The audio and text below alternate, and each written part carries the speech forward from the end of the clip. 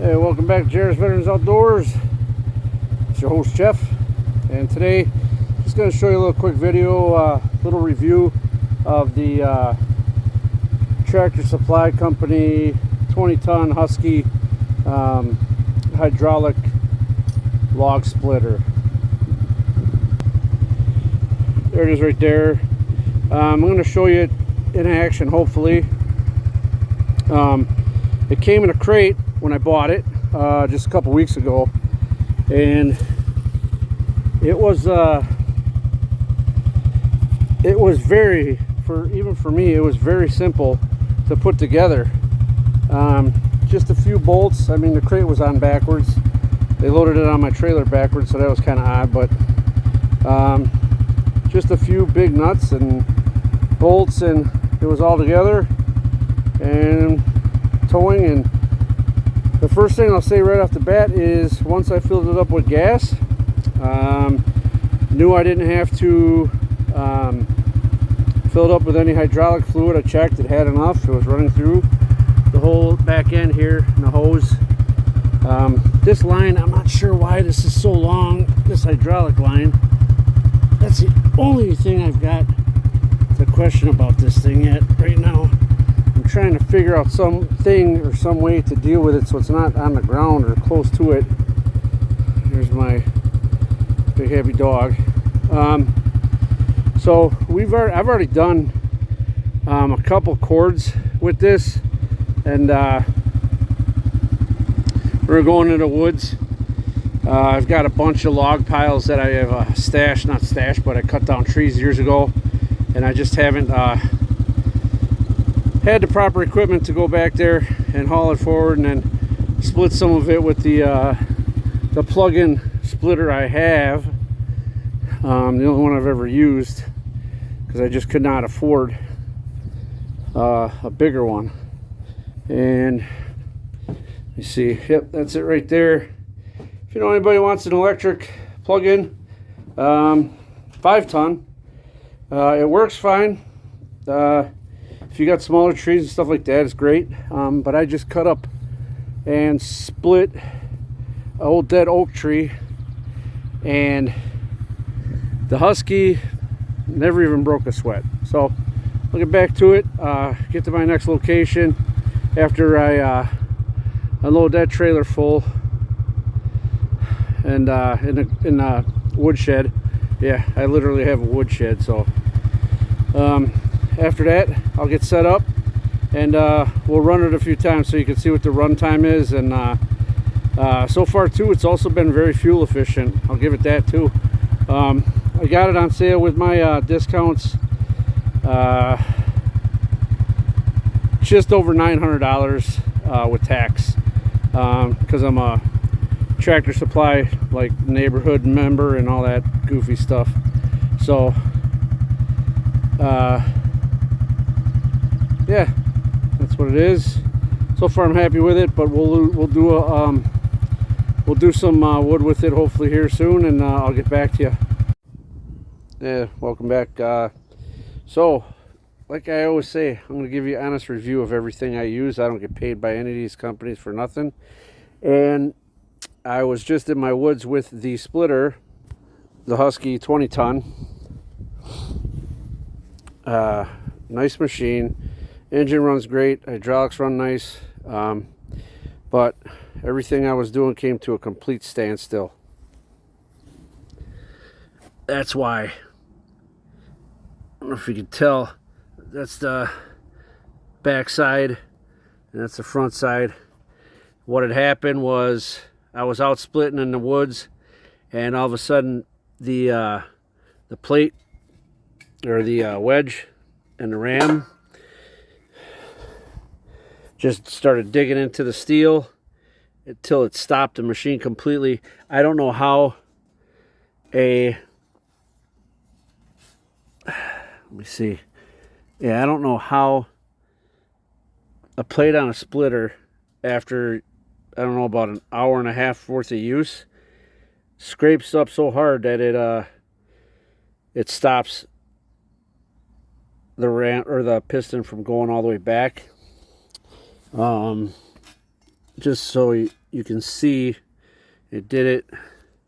See if I can get a good copy of that. It did it on both sides. Bigger on that side than that side, but it literally dug the steel straight up and put it into my day. Along with doing that, it also sheared the pin, cut it right in half so that, let me see, sheared it, bent it to where now the ram just won't go back on, and it was, you can see the metal scrapings of this thing, and it was starting to dig in there. I don't know if it's a design flaw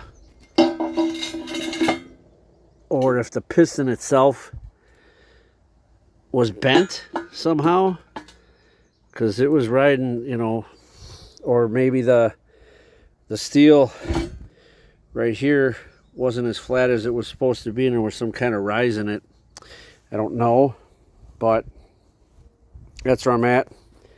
I'm back to where I started, and all I did was a tree and a half, and then I was about 3 logs into some wood that I had up there from a tree I'd cut down a couple years ago, or that had fallen. So after dealing with Tractor Supply, where I bought it from, I also bought a cart. I'll take you over to that little dump, 550 pound dump cart, 550 pound capacity. And when I got it, this is the first load I've ever used with it. I said I have to use it. I need to get this stuff done, but it came rusted up. I don't know if you can see all that. And the wheels were not, or the tires were not blown up. So after I used my pump to blow them up, I noticed that both tires were starting to dry rot. So it had been sitting out on their lot for who knows how long. So called Tractor Supply up here where I'm at. I'm not going to mention a store name or the manager's name or nothing, because so far they're handling it really well, and I can't complain with the customer service at Tractor Supply. I called the corporate number down in Tennessee, and very nice lady talked to me, put me on hold for a little bit, said they'd have a new dump cart delivered to me tomorrow, and the store manager was made aware of, the store manager where I bought the log splitter from was made aware of the issue with this, and right now I'm expecting a call back from him in about 10 minutes. Last, he had to get the email and see exactly what we can do. He's got one Huskee 20-ton left that's crated. It's not put together. This one was crated also. Did put it together, which it wasn't too hard, but it took time, about an hour or so out of my day, because everything for me is twice as hard as for everybody else. So I got no problem with the engine is strong. The hydraulic is really strong. It split through some logs that I didn't think it would be able to get through, but it did, until it didn't. So that's where I'm at today. Tomorrow and Sunday, I don't know how much outside work I'm going to get done. Probably none at all, because it's supposed to be about 95, 96 here in Wisconsin for the next 3 days after today. And I've got some inside work I can do for tomorrow. So it just sucks. I was trying to get these trees that I had fallen and cut up a couple years ago. Was trying to go through my trails and get them all split up so that I could just take a cart back there and pick it all up and stack it all. But now I'm sitting here at a standstill at Let me see. It is 10 after 4 on Friday. Of course. So, yeah, that's where I'm at. When I get the message from the manager up at Tractor Supply where I'm at, or near where I'm at, it's about 35 minutes, 40 minutes away from me, driving, going through a couple towns, small towns. But as soon as we get this figured out, whether they're going to send me another crated one that I got to put together, go through this whole thing all over again, we'll see, because I might have to take this and put it on my, back it onto my trailer and strap it down, which I don't want to do, and then take it there and then have them put a new one on that's crated so I can get home, or back here, not home, so I can get back here to my property and put another one together. So that's where we're at.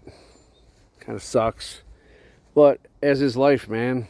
After the last couple of weeks I've had with some deaths that were unexpected, 2 in 1 week, I'm trying to, I don't know, keep my emotions more in check about stuff like this, and just be happy that I'm able to be outside working and, you know, not in pain and not suffering mentally or physically. One of the deaths was a brother of mine. He committed suicide, so it was like usual. It's never any of the guys you ever expect to do it. He was a strong man. He was a good leader. He was a tough guy. He was friendly. When he retired, he had a lot of life, and it's still kind of getting me that he did that. So sorry for getting a little bit emotional, but like I said, it's better for me to be up here in the heat and doing some work. And you know, work isn't fun, but you know what, I'll take a day like this over a day in the hospital, or a day, you know, contemplating ending it all. So if you guys out there get anything from this, you're veterans, talk to your brothers, man, talk to your sisters, you know, just every once in a while, just do a buddy check and text them or call them or do whatever, you know, even if you think there's somebody that isn't going to do something, you know, sometimes you can pick up little small hints here and there. But yeah, that one hurt. So it's enough of me talking about that. We're all going to die eventually, and that's just what life is. So like I said, hope you all had a good Father's Day a couple weeks ago, or a week ago now. All you fathers out there, and no matter what's going on in your life, if you think it's too much to handle, reach out, call a brother, text a brother, text the VA hotline, or the Veterans Hotline, which is also for civilians now, and just talk to somebody, talk it out. Don't go through with it. Don't do what you want to do or what you think you want to do because something's tough at the moment, or you're going through something real hard. I know what it's like. I've been there firsthand. So yeah, just take the message to heart, please. And everybody check on your buddies. And if you're having a rough time, you know, text your buddies, just chit chat for a while. You know, have a beer, have a soda, have a lemonade, whatever. Just talk to them or her. And if you're really that concerned about someone else, just like I said, all you can do is reach out, because 22 a day is 22 too many. I'll talk to you later.